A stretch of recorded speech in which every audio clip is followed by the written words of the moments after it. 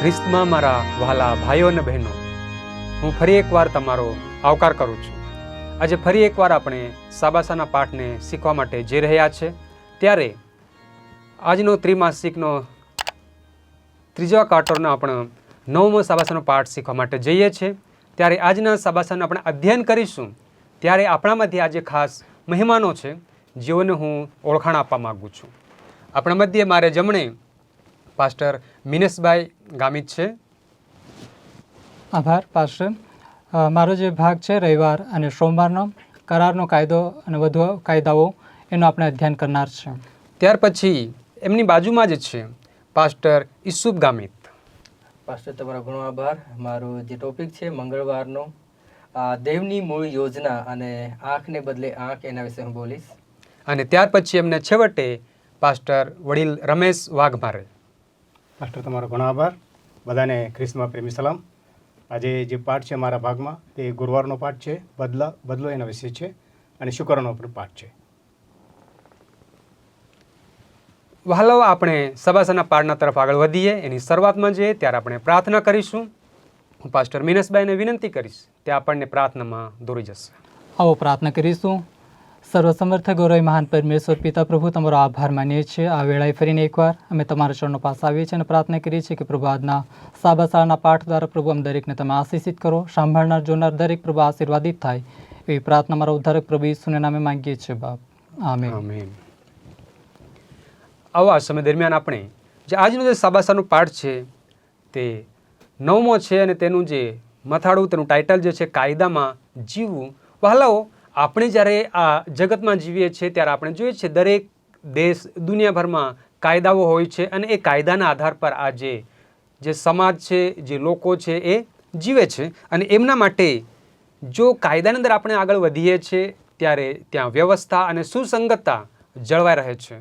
ત્યારે આજે આપણે જે નિર્ગમનના ભાગમાં વધી રહ્યા છે તે સમય દરમિયાન ઇઝરાયલ માટે પણ એક કાયદામાં જીવવાની વાત આવે છે.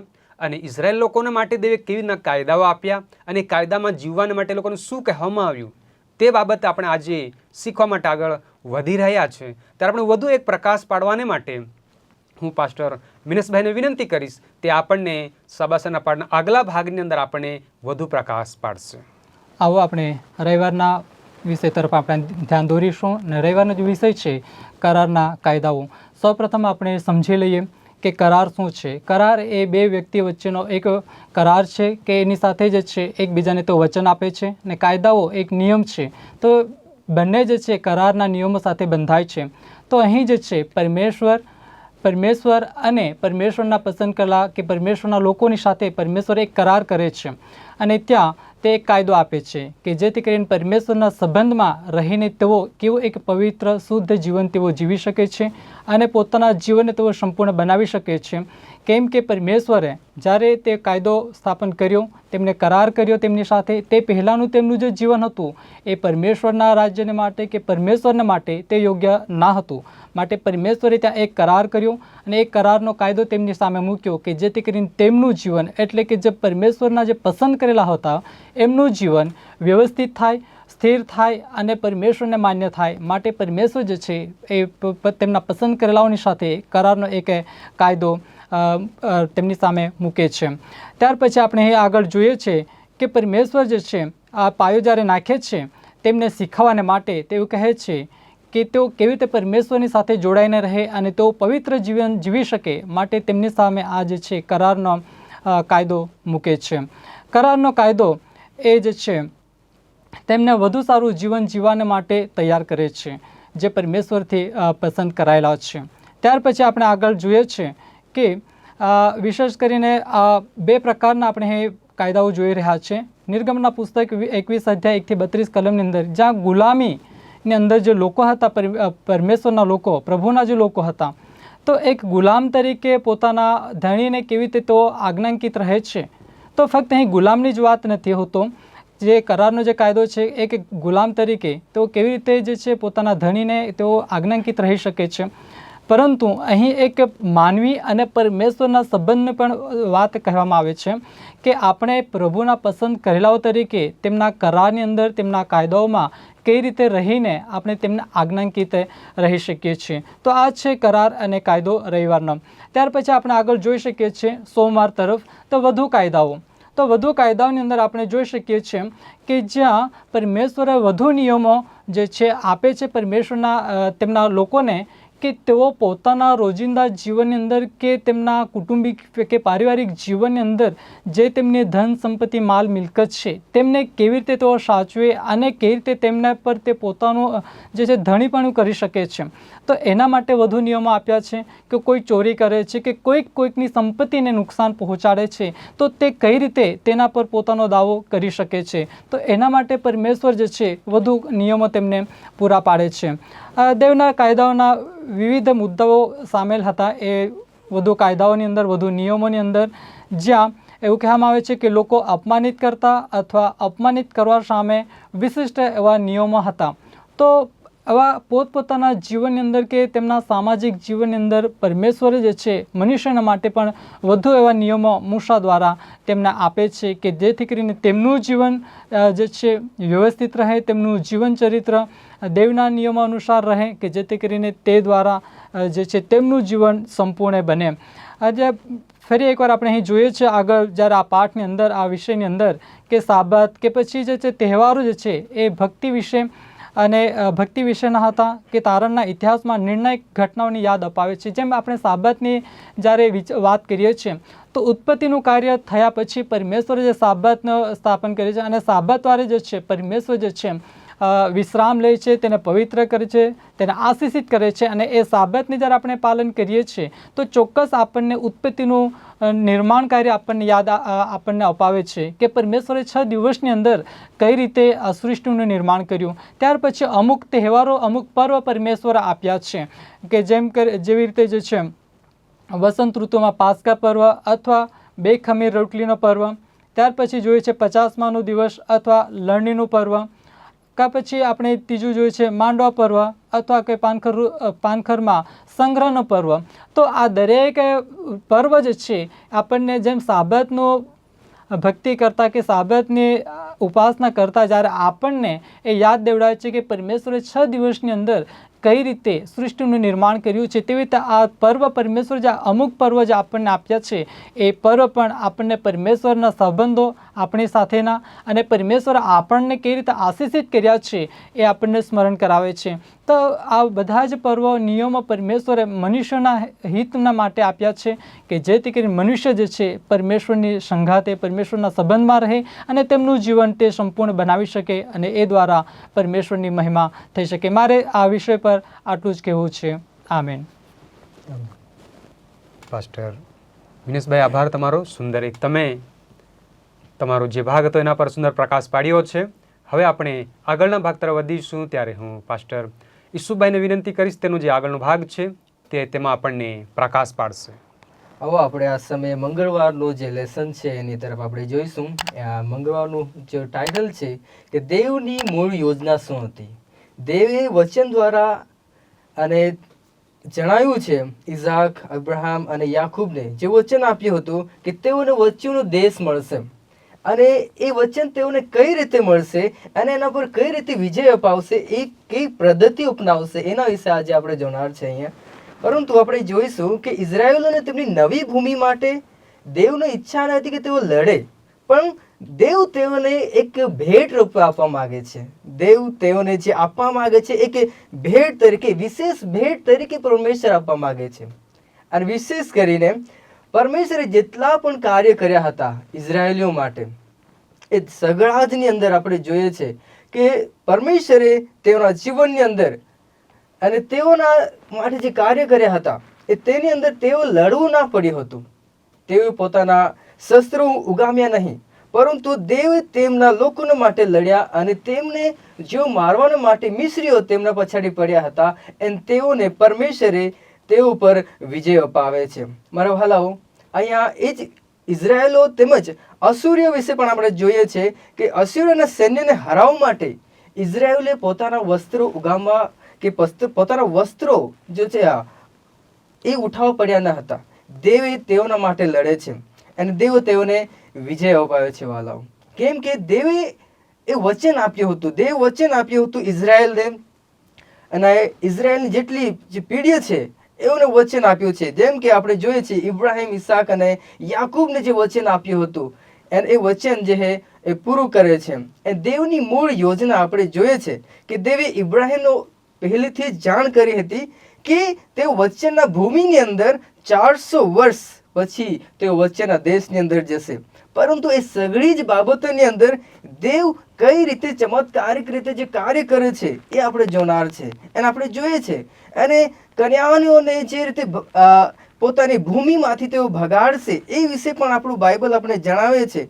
અને એની અંદર આપણે જોઈએ છે કે પરમેશ્વરે એક દેવદૂત, એક ખ્રિસ્ત પોતે એક નેતૃત્વ કરે છે અને ઇઝરાયલોને વચ્ચેના દેશ સુધી લઈ જાય છે. અને વહાલાઓ, આ મંગળવારના લેસનમાંથી આપણે એક આત્મિક સમજણ એ શીખીએ છીએ કે ઈશ્વર જે આપણો યહોવા પરમેશ્વર છે એ પોતાનો વચનો પૂર્ણ કરવા માટે એક ચમત્કારિક જે છે એ રસ્તાઓ અપનાવે છે વહાલાઓ. અને પરમેશ્વર એક ધીરજ અને એની જે કૃપા છે એ અદ્ભુત છે, પણ પાપમાં જે છે અડગતા અને એની મર્યાદાઓ પણ છે વહાલાઓ. એટલે જ આપણે જો દેવની મૂળ યોજના આપણે પૂરી કરાવી હોય તો આપણે પરમેશ્વર પર જે છે એ વિશ્વાસ એ આપણે કરવાની ઘણી જરૂર છે. આપણે યહોવાનું વચન પાલન કરવાનું જરૂરી છે, કેમ કે ત્યારે જ દેવની જે મૂળ યોજના છે એ પૂરી થાય છે. અને વહાલાઓ, આજે મંગળવારનો અભ્યાસ પાઠમાંથી આપણે શીખીએ છીએ કે દેવની યોજના ક્યારે પૂરી થશે? જ્યારે આપણે દેવનું વચન, એના વચનો પર આપણે વિશ્વાસ કરીએ છીએ અને ત્યારે જ છે એ દેવની મૂળ યોજના પૂરી થાય છે. જે પ્રમાણે ઇબ્રાહિમને પરમેશ્વરે વચન આપ્યું હતું, ઇઝહાકને વચન આપ્યું હતું, યાકૂબને વચન આપ્યું હતું, અને છેવટે તે વચનના દેશ સુધી પહોંચે છે. પણ કઈ રીતે પહોંચ્યા? કેમ કે તેઓએ વિશ્વાસ કર્યો અને માટે જ તેઓ એક જે વચન દેવે આપ્યું હતું, ભૂમિ જે કનાન દેશ આપવા માટે જે વાયદો આપ્યો હતો એ ત્યાં સુધી તે લોકો પહોંચે છે. જ્યારે આપણે દેવના કાયદાઓ જે આપણે આજે પૂરો અભ્યાસ કરી રહ્યા છીએ કે પરમેશ્વરના કાયદાઓ, જો આપણે પરમેશ્વરના નિયમો અને નીતિ નિયમો અને કાયદાઓને અમલમાં લાવીએ છીએ અને આપણા જીવનની અંદર એ પ્રમાણે ચાલીએ છીએ તો ચોક્કસ જે પરમેશ્વરે આપણને વાયદો કર્યો છે, વચન આપ્યું છે, એ ચોક્કસ પૂરું કરે છે. વાલાઓ, આ સમયે હું એક બુધવારના લેસનમાંથી પણ હું થોડું ઘણું બોલવા માંગીશ. એટલે બુધવારના લેસનની અંદર આપણે જોઈએ છે કે આંખને બદલે આંખ. અહીં પ્રભુ ઈસુ ખ્રિસ્ત નવા નિયમની અંદર, નવા કરારની અંદર કે જૂના કરારનો એક કાયદોનો ઉલ્લેખ કરે છે અને કહે છે કે આંખ બદલ આંખ અને દાંતને બદલે દાંત. પરંતુ ત્યાં પરમેશ્વર પ્રભુ ઈસુ મસીહ થોડું ટાંકે છે કે આ સગળું જે છે જૂના નિયમની અંદર હતું, પરંતુ આજ પછી જે છે એક નયા નિયમની અંદર પરમેશ્વર ન્યાય મેળવવા માટે જણાવે છે. જૂના નિયમની અંદર, આપણે જૂના કરારની અંદર એ સગળી બાબતો, એ કાયદાઓ હતા, પણ નવા નિયમની અંદર જે પ્રભુ ઈસુ ખ્રિસ્તે આપ્યા છે કે શા માટે એ પ્રમાણેનું એ જૂના નિયમોની અંદર હતું. ત્યાં વ્યક્તિગત બદલો લેવા માટે નહીં કે પરંતુ કે કાયદો વેરઝેર અને લહિયાળ જો રોકવા માટે હતા.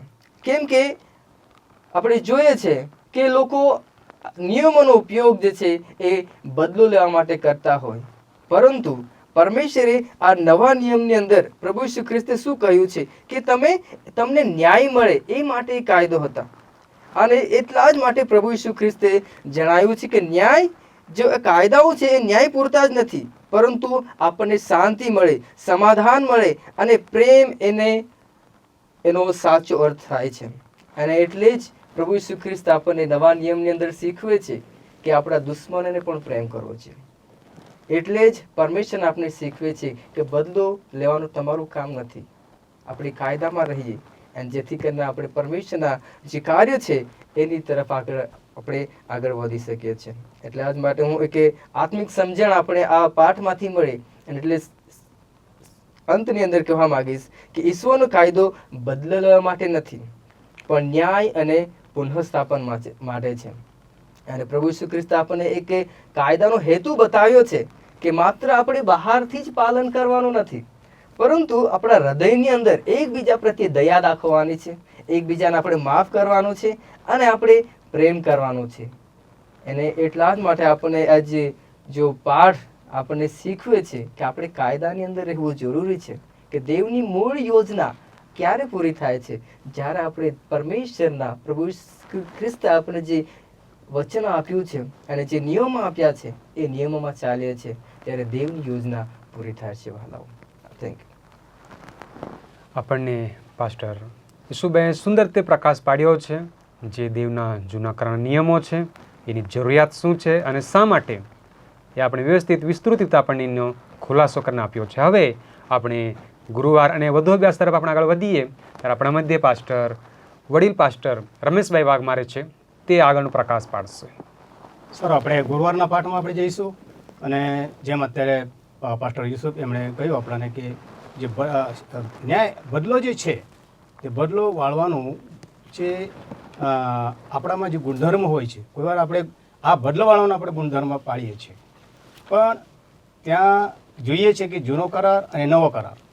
જેમ કે જૂના કરારના હિસાબે ત્યાંના જે ખ્રિસ્તના સમયમાં જે જૂના સમયમાં હતા, જે મૂસાનો નિયમશાસ્ત્ર જે હતા, તે મૂસાનો નિયમશાસ્ત્ર પ્રમાણે જ્યારે ખ્રિસ્તના સમયના જે શિક્ષકો હતા એ કાયદાને એવી રીતે લાગુ કરે કે કોઈ વ્યક્તિગત વેર વાળવો જોઈએ, અને તેઓએ આ વેર વાળવાનો તેઓએ દરવાજો ખોલ્યો, અને તેથી વેર વાળવું એ ત્યાં પાઉલ પણ પ્રભુ ઈસુ ખ્રિસ્તની જે શિખામણ જે છે, પાઉલ પણ ત્યાં રોમિયોના પત્રમાં 12મા અધ્યાયમાં 19 વચનમાં ત્યાં ટાંકે છે. ત્યાં કહે છે કે વાલાઓ તમે સામું વેર ન વાળો, પણ દેવના કોપને સારું માર્ગ મૂકો. કેમ કે લખેલું છે કે પ્રભુ કહે છે કે વેર વાળું એ મારું કામ છે, હું બદલો લઈશ. વાલાઓ, જ્યારે પ્રાચીન ઇઝરાયેલના ન્યાયાધીશો જે હતા તેઓની ફરજ હતી કે કાયદો લાગુ કરવો, અને નુકસાન અથવા ઈજા થાય ત્યારે ન્યાય સજા તે નક્કી કરવી. પરંતુ આપણે જોઈએ છીએ કે ત્યાં એક તથ્યની જરૂર હતી. હવે અમે જોઈએ છીએ કે જે કંઈ અમે દાન આપીએ છીએ તે દાન આપણે ગુપ્તમાં આપીએ, તો એ ગુપ્ત દાન એ આપણું પ્રભુ જાણે છે, અને તેનો બદલો તે જે પ્રભુ આપણને બક્ષિસ આપશે તે પ્રભુના હાથમાં છે. માટે ઈસુ જે છે તે સિદ્ધાંત અને સજાની વિરુદ્ધ ન હતા, પણ ન્યાય ન્યાય અને હવે ન્યાય અને બદલો એમાં શું તફાવત છે એ આપણે જાણવાની જરૂર છે. ન્યાય શું છે? એ સિદ્ધાંતની બાબત છે, અને તે જીવનનો એક નિર્ણાયક ભાગ છે કે કોઈને નુકસાન ન થાય, અને એવી કે એવો બદલો લેવાની જે ભાવના જે હોય છે તે જિલ્લાદ ન બની જાય. એટલે કે જ્યારે માણસ બદલો લેવાની ભાવના ઉત્પન્ન કરે છે ત્યારે માણસમાં એક જલ્લાદ ઉત્પન્ન થાય છે, એક ખૂની ભાવના ઉત્પન્ન થાય છે, અને તે કોઈને નુકસાન ન થાય એ હિસાબે પ્રભુએ ત્યાં જે માથેના પુસ્તકમાં તમે જોશો તો ત્યાં સરસ રીતે કહેવામાં આવ્યું છે કે હું નિયમશાસ્ત્રો જે હતા તે રદ કરવા નથી આવ્યો, પૂર્ણ કરવા આવ્યો છું, કે હવે પ્રેમ કરવો. અને જે પ્રેમ છે આપણે પ્રેમ કરવાનું આપણે શીખીએ. આપણે ન્યાય હાથમાં નહીં લઈએ, કાયદો આપણે હાથમાં નથી લઈ શકતા. એ તમે જો જોશો તો કાયદામાં પણ એ જ છે. તમે આજે જે ગવર્મેન્ટના જે કાયદાઓ છે, સરકારી જે કાયદા છે, ઇન્ડિયન લો છે, એમાં પણ એવું જ છે. એવી રીતે આ કાયદાઓ ક્યાંથી આવ્યા? એ કાયદાઓ અમે હાથમાં ન લેવા જોઈએ. માટે પ્રભુ ઈસુ ખ્રિસ્તે ત્યાં ટાંક્યું છે કે તમે કાયદો તમે હાથમાં લઈ શકતા નથી. તમે પ્રેમ કરો, પ્રેમથી સમજાવો. બદલો લેવાનું તમારું કામ નથી, એ હું વાળીશ, એવું તમને આપીશ. કેમ કે અહીંયા પ્રભુ આપણને ત્યાં જણાવે છે કે જો કેટલાક દુષ્ટ આપણે લોકો આપણી સામે હોય અને આપણે નુકસાન પહોંચાડતા હોય તો આપણે એમના પર, જેમ કે પાસ્ટર યુસુફે એમને સમજાવ્યું કે આપણે પ્રેમની જરૂર છે આપણને, તો પ્રેમથી સમજાવીએ તો આપણે એમને પણ સમજણ પડશે કે આ વિશ્વાસુ વ્યક્તિ એવો છે કે આપણને માફ કરે છે, આપણો બદલો લેતો નથી. કોઈ વાર આપણાના મનમાં એવો વિચારો આવે, પાડોશી હોય કે સગા સંબંધી હોય, સમાજમાં હોય, આપણે બદલો વાળવાનું આપણી ભાવના ઉત્પન્ન થાય છે. પણ વહાલાઓ, એવું આપણને બાઇબલ શીખવતું નથી. પણ બાઇબલ આપણને એક એવા દરજ્જા પર લઈ જાય છે કે આપણને સ્વર્ગમાં આપણને બીજાઓને આનંદકાલિક જીવન મેળવવા માટે આપણને બનાવવામાં આવ્યું છે. જો અમે અત્યારે અહીંયા બદલો લઈશું તો આપણે બીજાઓને સ્વર્ગમાં કેવી રીતે આપણે લઈ જઈશું? એ જ બાબત એલેન જી વ્હાઇટ પણ કહે છે કે આપણા માટે દુઃખ પીડા તો છે જ આ દુનિયામાં. જો અમે શુક્રવારના સંબંધમાં આપણે જોઈએ સંદર્ભમાં તો એલેન જી વ્હાઇટનું કહેવું છે દુઃખ પીડા તો આપણાને છે જ, જે બધા પાપના કારણે આવ્યું છે. માટે આ જે દુનિયા છે, આ દુનિયા પતિત છે. તો અમે એવી રીતે જીવીએ કે કોઈને નુકસાન ન પહોંચાડીએ, કોઈનો ન્યાય, કોઈનો કાયદો કે ન્યાય આપણે હાથમાં ન લઈએ. હવે જીવનનો એકમાત્ર જે ભાગ છે તે આપણને સહન કરવાની શક્તિ આપણામાં હોવી જોઈએ. બીજું કે એક મૂલ્યવાન તારનાર જ્યારે આપણાને જરૂર છે, મૂલ્યવાન તારનારની ઉદ્ધારની આપણને જરૂર છે. તો એ ઉદ્ધારની યોજના જો આપણા માટે છે તો સ્વર્ગનો માર્ગ તેમના પગલા પર આપણે જે ચાલીએ તો એ આપણને મળશે, જે પ્રભુએ આપણને શીખવ્યું છે. પાઉલ પણ ત્યાં ટાંકે છે રોમિયોના પત્રમાં 12મા અધ્યાય 19મી કલમમાં. વાલાઓ, તેથી આપણા પગને જ્યારે આપણે ચાલીએ છીએ કે આપણે જ્યારે ચાલીએ છીએ તો જરૂર આપણને કાંટા લાગશે, જરૂર આપણે દુઃખ થશે, પણ ઈશ્વરના માર્ગ પર જવાથી નિશ્ચિત આપણે બીજાઓને આપણે પ્રભુ કૃષ્ણ માર્ગ પર આપણે લાવી શકીશું. અને એ જ તો ખરેખર આ એક મુદ્દો છે આપણને, કે આપણે બદલો ન લેવા જોઈએ. તો અહીંયા દરેક વધસ્તંભ કે જેને આપણને સહન કરવા માટે કહેવામાં આવે છે તેને આપણને આપણી સમક્ષ ઉઠાવ્યો છે પ્રભુ ઈસુએ.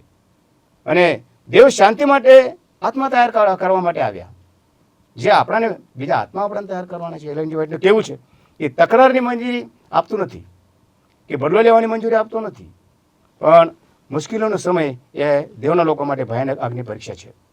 માટે દરેક સાચા વિશ્વાસીઓને જોવાનો આ એક સમય છે કે અમે પણ વિશ્વાસ દ્વારા અને પ્રેમ દ્વારા લોકોને આપણે જીતીએ, બદલો નહીં લઈએ.